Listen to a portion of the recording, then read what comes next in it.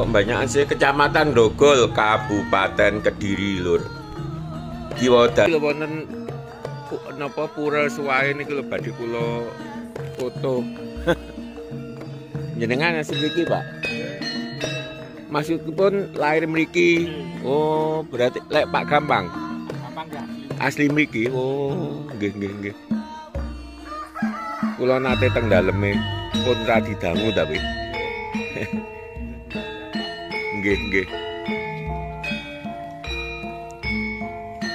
Kunir napa jahit kencur?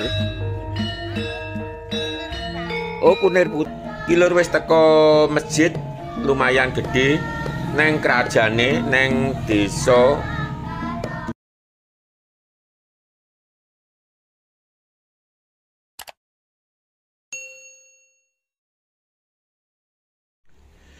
Assalamualaikum warahmatullahi wabarakatuh. Piye kabare dulur-dulur, muga-muga tansah sehat lan lancar rezekine. Iki aku neng nggone dusun Krampiang, dulur-dulur, Desa Kalipang, Kecamatan Banyakan sih Kecamatan Grogol, Kabupaten Kediri, Lur. Kiwa dalan mau kandang wedhus, dadi yen nang desa apa meneh pelosok ngene iki aja kaget yen akeh kandang kaya ngarep iki kanan jalan ya kandang wedhus, kandang sapi ku lokasine nek ngarepe omah utawa nek samping dulur-dulur, ora nek mburine. Sampai saiki aku sik durung ngerti apa manfaat utawa hikmahe, apa mung kebiasaan wae kandang kang lokasine nek pinggir ratan neng ngarep omah utawa neng sisih omah. Dulur-dulur sing ngerti manfaate utawa hikmahe tulung dijlentrehke nang gone kolom komentar, Lur. Ki mau aku posisiku kan rodok dhuwur dadi ki dalane njojlok, Lur. Apa nyedaki kali mergo sisih kiwa grumbul-grumbul kuwi kali, Lur. Ki aku gak iso banter, Lur, soalnya pancen dalane njojlok mudhun. Lagi wis rodok mulai datar, Lur, iki. Ki wis mlebu desa Kalinanas, Lur, yen gak kliru.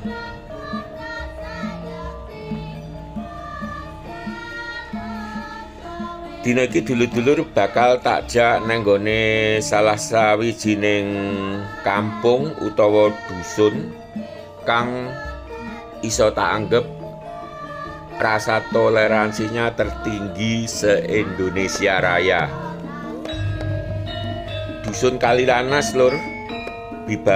Bar kene engko awake dhewe nyanggone dusun Kalibagu. Tetep ana Desa Kalipang, Kecamatan Grogol, Kabupaten Kediri. Senajan pelosok kaya ngene iki, kawasan iki cedhak karo Bandara Ndoho Kediri lho, Lur. Jarake ya kurang luwih mung sekitar 5 km, Lur. Ki yen gak kliru isih dusun Kalinanas, Lur. Jadi nang nggone Desa Kalipang kuwi ana pirang-pirang dusun kang cukup terkenal atau kawentar ya. Ana Krampiang mau, terus dusun Kalinanas, terus ana dusun Kalibagu sing bakal diparani awake dhewe, terus dusun Kalipang dhewe, uga ana dusun Grogol Kulon yen gak kliru. Ki takjak nang nggone gereja kang cukup tuwa, Lur, umure, kang lokasine ana dusun Kalibagu, Lur. Gereja, Lur, iki. Dadi nang kene iki nang dusun Kalibagu ana gereja, terus mengko ana pura lan masjid mesti wae ana.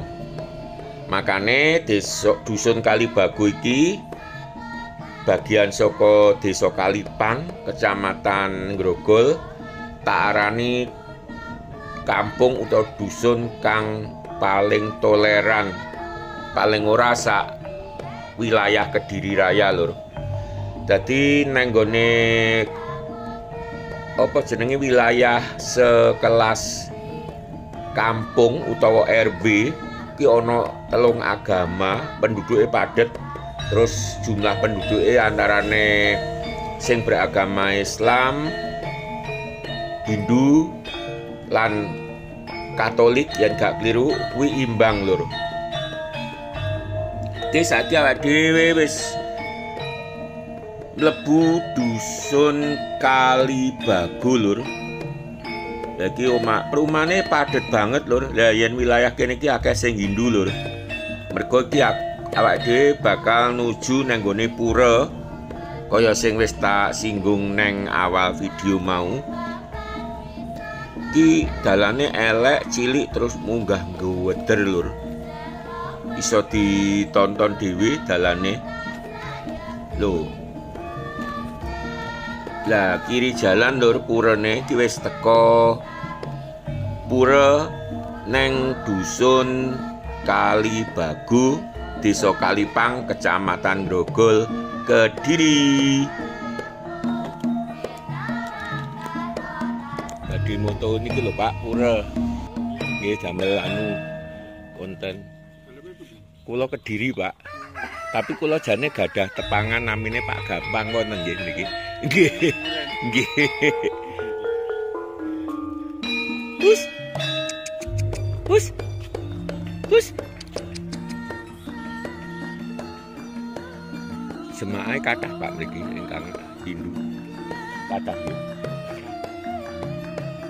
Kristen, Katolik nama Kristen Pak. Oh Katolik. Anu Kristene Katolik nggih, sanes Kristen nggih. Gereja niku gereja Katolik nggih.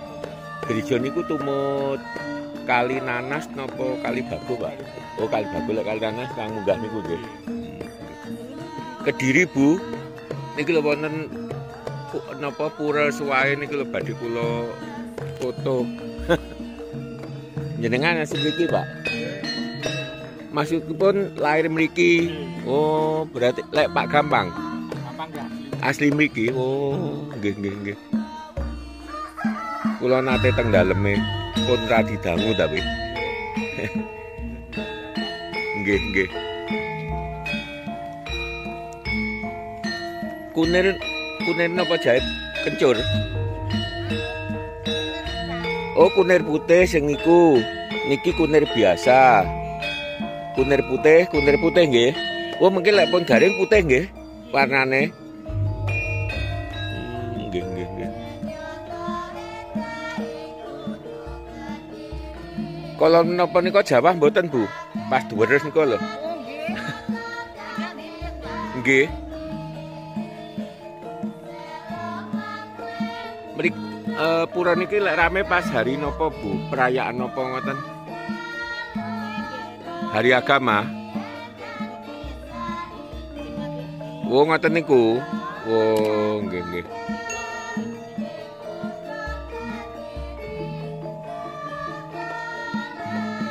Lek jenengan Islam Islam nggih. Berarti musolane ngandhap mriku nggih.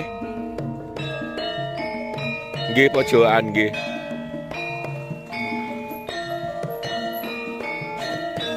Nggih monggo. Asma sinten Bu? Jenengan Bu Sarmi nggih. Nggih. Asli mriki napa? Oh jenengan niku wau garwa to? Asli sami asing mriki, kelahiran mriki. Oh. Berarti dusun niki pun lawas nggih berarti. Pun tiga keturunan. Napa? Nggih nggih nggih. Mboten maksud kula mbah jenengan kelahiran mriki namung ibu napa lek mbah asale dinten maksud kula. Oh mbah Kali Nanas. Menawi ibuke mriki. Oh ibu Kali Nanas. Jenengan kelahiran mriki tapi asal ibu sing Kali Nanas. Oh nggih nggih nggih. Sakniki sekilo garing pinten Bu ngaten niki? Niku sing kunir sami mawon apa? Oh, sing abang sekilo 7.000 garing kunan. Lah sing kuning 2.000.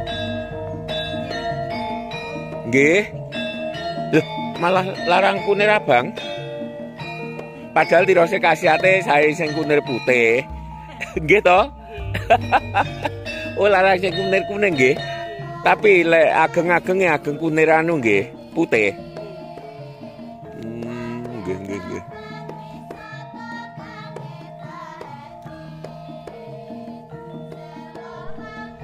Oke lur, iki awak dhewe mudhun maneh bakal tak sepil mejite lur.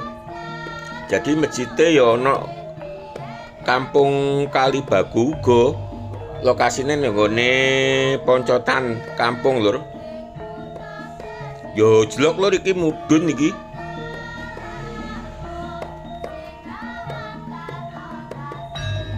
Dadi kunir utawa kunyit kuwi salah siji komoditas utama tumrap penduduk Kabupaten Kediri kang apa wilayah ana ereng-ereng Gunung Wilis lur. Banyakan lagi lur mejite Tarokan, Grogol lan sak panunggalane.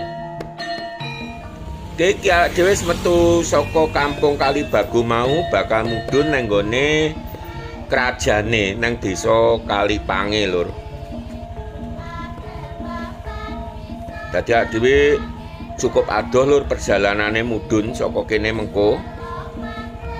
Pancen kampung iki utamane sing Krampyang mau pancen paling pelosok tumrap Desa Kalipang, Kecamatan Banyakan, Kabupaten Kediri. Ki lur wis teko masjid lumayan gede neng kerajane neng desa Dusun Kalipang, Kecamatan Grogol, Kabupaten Kediri. Sawetara sakmene dhisik. Wassalam.